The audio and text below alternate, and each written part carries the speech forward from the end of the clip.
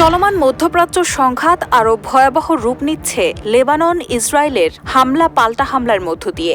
শনিবার লেবাননের হাব্বুস এলাকায় যুদ্ধবিরতি ভেঙে ব্যাপক বিমান হামলা চালায় ইসরায়েল। হামলার আগে ওই এলাকায় বাসিন্দাদের এলাকা ছেড়ে যাওয়ার নির্দেশ দেওয়া হলেও পরে চালানো এই হামলায় একদিনেই ৪১ জন নিহত হয়েছে বলে জানায় আল জাজিরার প্রতিবেদন।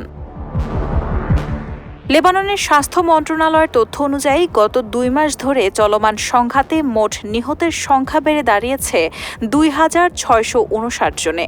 আহত হয়েছেন ৮,০০০-এরও বেশি মানুষ। পরিস্থিতি দিন দিন আরও সংকটময় হয়ে উঠছে। অন্যদিকে পাল্টা জবাবে লেবাননের সশস্ত্র গোষ্ঠী হিজবুল্লাহ ইসরায়েলি অবস্থান লক্ষ্য করে হামলা জোরদার করেছে। তারা জানিয়েছে, আত্মঘাতী ড্রোন ও কামান ব্যবহার করে ইসরায়েলি বাহিনীর ওপর আঘাত হানা হয়েছে এবং এতে উল্লেখযোগ্য ক্ষয়ক্ষতি হয়েছে। এই উত্তেজনার মধ্যেই কূটনৈতিক স্তরে নতুন চাপ তৈরি করেছে ইরান। তারা সব রণাঙ্গনে, বিশেষ করে লেবানন সহ চলমান যুদ্ধ স্থায়ীভাবে বন্ধের আহ্বান জানিয়ে ১৪ দফা শান্তি প্রস্তাব দিয়েছে, যা আঞ্চলিক সংঘাত কমানোর একটি বড় কূটনৈতিক প্রচেষ্টা হিসেবে দেখা হচ্ছে।